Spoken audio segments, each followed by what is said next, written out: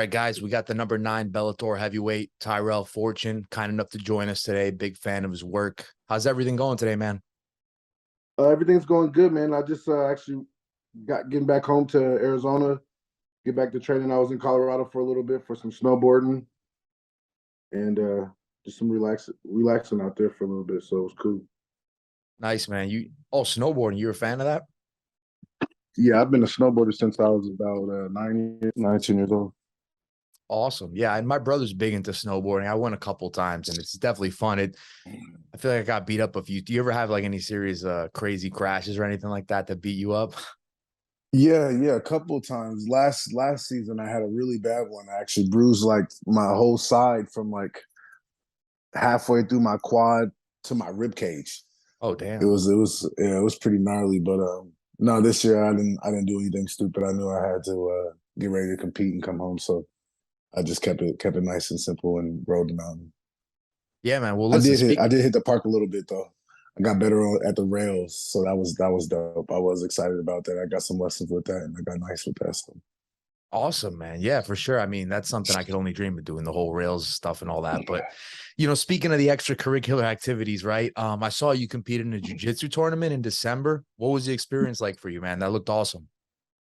It was a good experience. It was a step into a new world, and the experience alone. That's what I mean. The experience alone was just a good one, and it was weird. At first you don't understand anybody because everybody is speaking Portuguese, so Yeah. it was kind of like annoying at first because the referees and everybody like I would tell them like hey, this is my first match. I don't know, this is my first tournament. Right when I get to match, you got to report.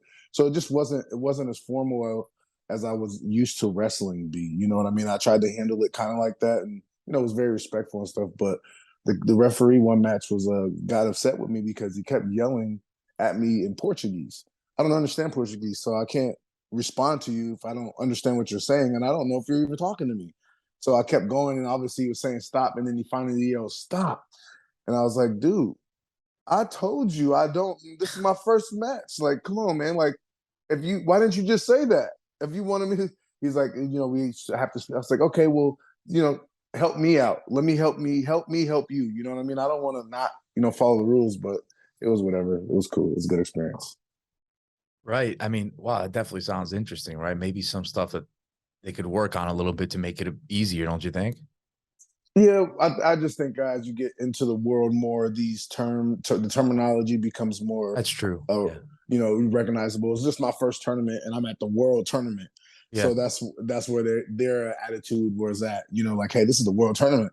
I'm like, I know, but this is my first tournament, so I don't know, what I'm doing or what you're saying to me.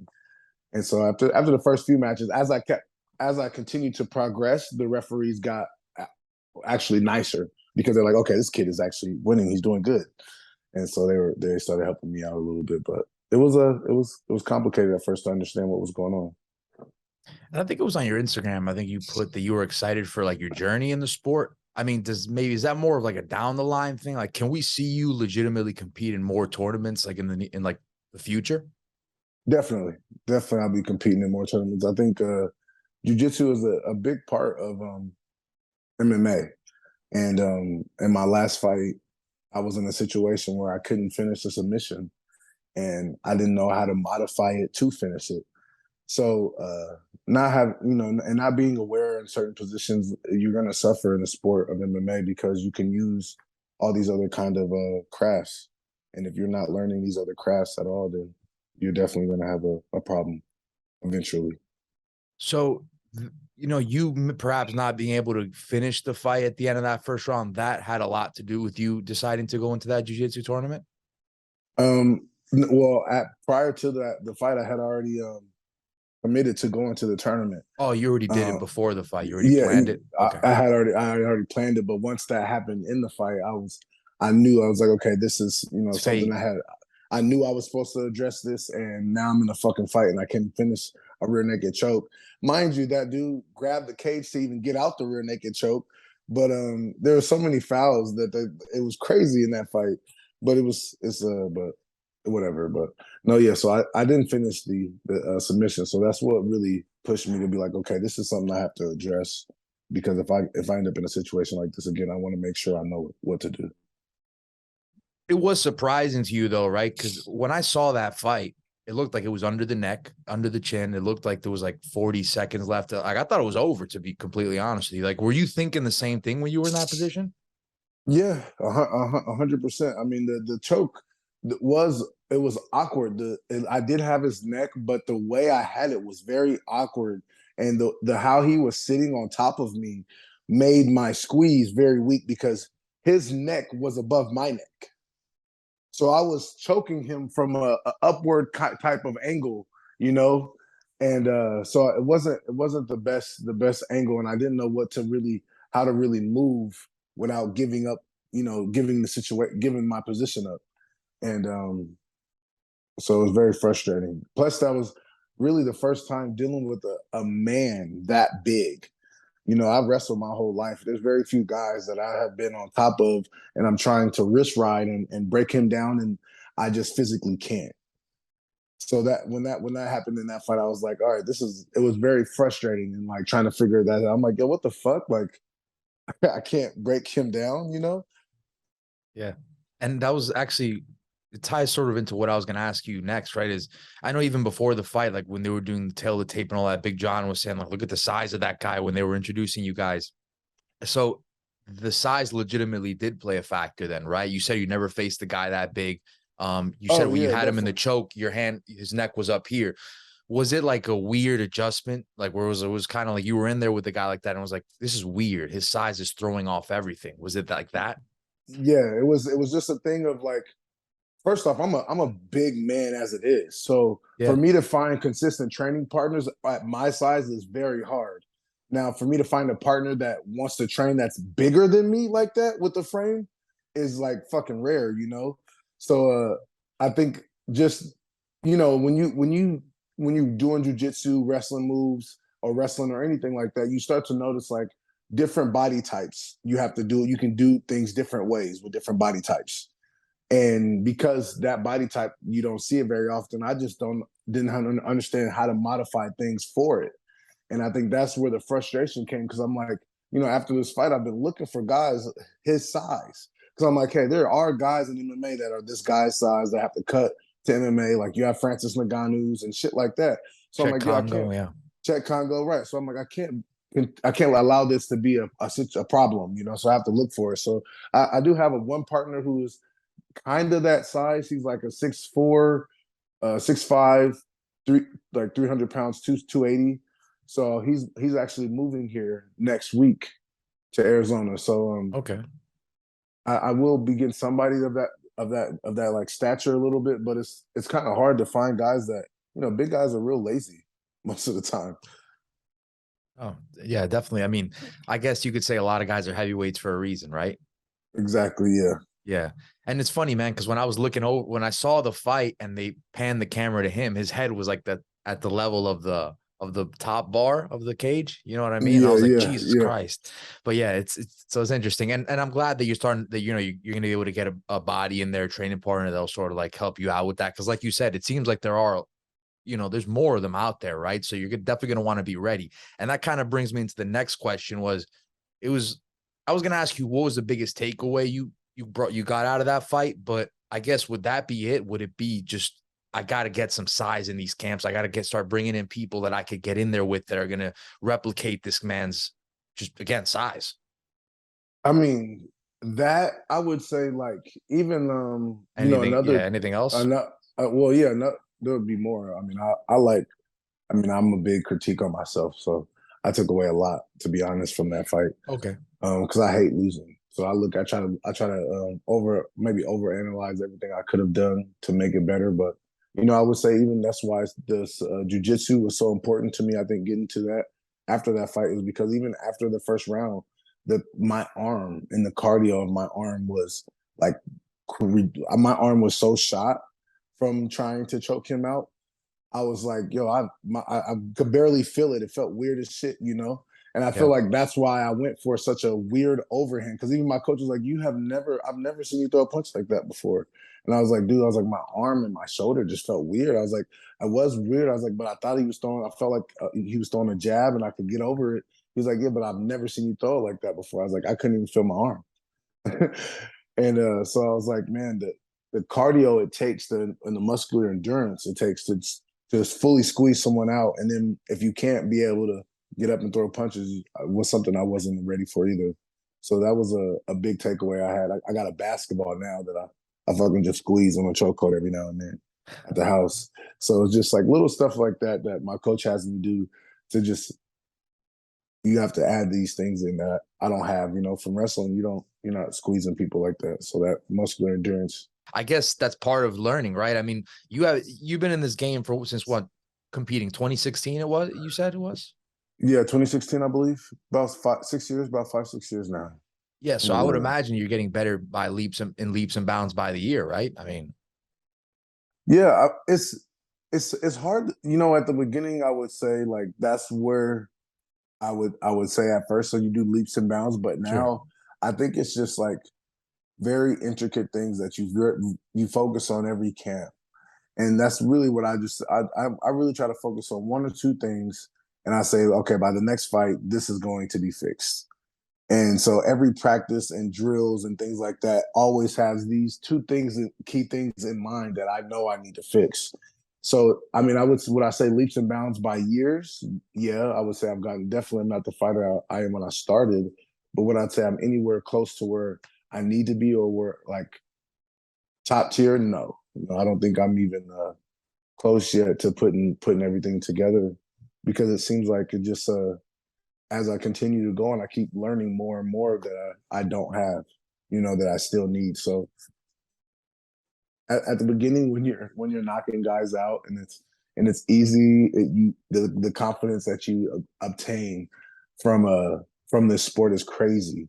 The adrenaline, the high you put yourself on, and then you lose and you start trying to analyze and you look at yourself in a different light, and you want to you want to fix those errors so that you can put yourself back up there again. And I think that's where I'm at now. Yeah. And I heard you mention something about you wanted to get in there a few times this calendar year, right? So does that mean we could expect to see you in there as far as the MMA side anytime soon? April is what I'm hopefully I'm hearing. Hopefully I get in there in April. Um, that's the best I think I can hope for right now. I haven't really heard much. Maybe March, end of March. Okay. But And there's I know no they haven't. I opponents know they been haven't. talked about or anything? Nope, I haven't heard much. No, haven't heard much yet. They have a lot of fights with that Bader fight going on right now. They're pretty busy. So now after this next one, I think they'll have a lot more like understanding of what's going to happen in these next few cards. But this last card was a busy one for them. Yeah, for sure. And I heard you say after speaking of cards, I heard you say after the last card you competed in, I think it was in the or no, before the card that you competed in last in the pre-fight presser and all that. You said that the important fights for you were the ones that were going to get you closer to the title, right? And that makes 100% sense. Like, why do you have to be so specific about who you want, right? Just whatever gets you up the ladder. But as far as stylistically, right? Like you throw the title away, all that. Is there anyone that you ever wanted to get in there with currently in the top 10 that you think would be a fun fight for the fans? Like why not? I think we could put on a show. Uh, that I mean, not anymore. Other than Bader, Bader's the only guy with the name. Fader left. Czech Congo could possibly be one. But these guys are kind of like on their. Other than Bader, they're not showing any promise. To really kind of be around to be scrappy anymore. So to say like that's a guy I want to fight doesn't really appeal to me anymore. Bader's the only one. That Him makes still sense. being a champ, and still looking good makes it a fight that makes me excited about. But trying to fight a guy who's on the end with like if they offered Fader, I wouldn't want. Yeah, cool. I get to fight Fader, but I wouldn't get excited about that. Yeah. The name, the money would be exciting, but not the actual fight. Okay, that's an interesting answer. And so I guess I'll ask you this. And I think that's fair. That's respectable, man. And it does seem like there's a lot of guys in that top 10 that maybe their better days are behind them, right? Do you see a clear path to the top because of that? Like, do you feel like maybe once these guys sort of start dwindling away, getting out of the way, it'll become a lot more clear, like the real contenders will sort of rise, the cream will rise to the top, including yourself?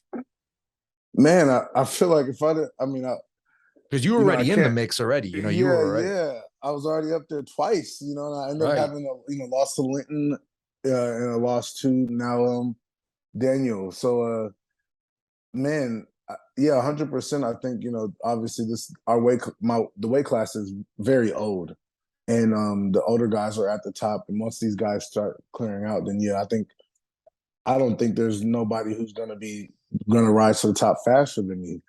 Um, that's why I think fixing my little holes is so important now. Before those guys start to retire and fall out, and I'm still trying to fix shit. Yeah. So that's why to me it's still important. It's just important just to just I guess to sharpen all my tools back up and just really focus on me and getting me back to 100% and fixing all my holes because I don't think there's no one else in this the weight class. I think the next youngest guy was Steve Mowry, right? And he fought, and Yeah. he's up Maori. there. Yeah. He was up number 5. He's like, oh yeah, he's ranked number 5, and I don't even know who that guy he fought was. Was that his debut? Do you know? Not sure off the top of my head, to be fair. But I Right. get what you're saying, though. Yeah, there's definitely a lot of Asian guys in the division, which that's why I asked, because I feel like it's a perfect opportunity for you to get right in there within the coming years, man. Get back No, in there. yeah, Yeah, I mean, you're no, I think already in there. Anybody in the top 10, realistically, you're like a fight or two away from a title. right, right, and I think soon they'll probably be having a heavyweight tournament again. I would like to see a tournament. I mean, That'd be awesome. I think a tournament definitely favors me for sure. So, and I would want to, I would like it to go back to the old ways of like one night. Yeah. Didn't Pride used to One. do that? Yeah, Pride used to do that. Bellator, I think, did it a couple times too. But back when they first started, maybe the Yeah. first time they did tournaments, I think it was all in one night. So Was it I Coker think there that, still, or yeah, Coker is the one who's okay? doing all of it. It was So his, why it was not? his. Yeah, that's what I think. I would love that. I think as far as an excitement factor, if you told me the whole tournament concluded in one night, I'm almost like more than willing to watch it now. You know what I mean? Like I would want to watch Right, it even more, you know? right. Or at least 2 rounds. You know what I mean? Like let's finish this off in 2 weeks. Some of these tournaments now have been dragged on over a year.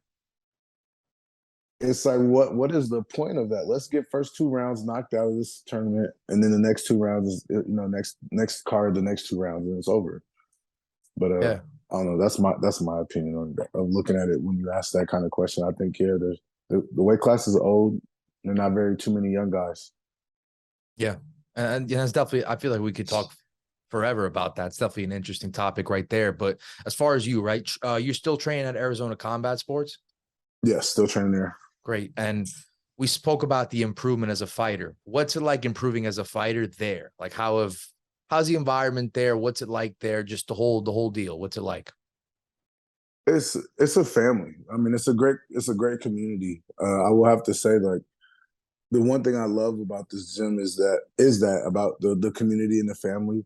But for me, I get a lot of attention with Trevor, I guess, to work on my game, and I really get to pick at his brain, um, to what I want to learn and what I want to add to my game. So, or what he wants to really add to the game. So not really my decision too much, but uh, that's where I think the bonus is. Sometimes I get a little frustrated with the training partners, but that's not really something like I can really fix in the state. I feel like I went with every big guy I possibly can in the state, and either they want to work with me or they don't like me.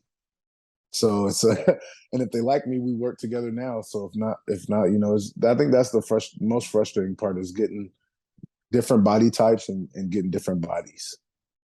But no, our gym is growing so fast right now. We barely have any space. It's members wall to wall, which is amazing for him. But not many fighters, Yeah, man. at least in my size. Right. Yeah. And that's something we discussed, right? Hopefully, they can get some more guys in there, some bigger bodies to get in there with you. And we talked a lot about fighting, right? When you're not fighting, what kind of stuff you like to do? Besides, I guess the snowboarding, we weeded that one out already. So what else do you like to do, man? What kind of stuff do you do when you're not in the gym anymore? I'm chilling, man. I'm at the house really. I don't really try to do much, try to stay out the way. I don't really want to get hurt or in trouble. so Smart, yeah. so the best way to do that is just keep my ass at home. I kick it with my dog, and that's about it really. I don't do too much, man. I'm an easygoing person. Yeah. Yeah, you like anime? I saw the Sharingan tattoo. That was dope, man. I'm a fan of Yeah, Naruto sir. myself, but not Boruto though. Don't talk to me about that. Yeah. I think the reason why is that the biggest fuck up, to me in that show is that they don't show like Boruto's drive and hard work. What made you fall in love with Naruto is that he was trash at first, but he had to work so hard to get to where he was, and nobody liked him. So he had to earn everybody's respect, had to earn everybody's trust. Boruto was like, all right, everything's given to you. Oh, you want to learn this? He learns it in a day or two. His dad Yeah. took fucking a year, 2 years to learn it. He takes 2, 3 months. So I think that's why everybody kind of got annoyed. But then it was like, you can't expect the same thing from him because Boruto's whole livelihood is different based on Naruto. You know what I'm saying? Yeah. So Naruto had nobody. Boruto got mom, dad, family, the Hinata clan, Hinata's genetics, which make him smart. It ain't the Naruto's genetics that make him smart. It's his mom's.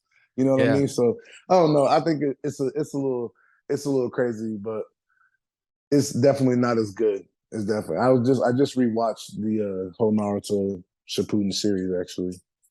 Yeah, that was great. I mean, listen, I love the in-depth analysis you just gave me. That was amazing, man. And I'll tell you what, I think we could kind of relate that to life now, right? It seems like I'll say it, my generation, we got it all easier. We got to work less for it, right? And the older generations are the ones who have to kick and scratch and claw their way to get the things that we can so easily access now. Am I right? I mean, that's just information. The internet. You know what I mean? What you're That's saying true. is, I mean, the I think internet I guess I took it too deep, right?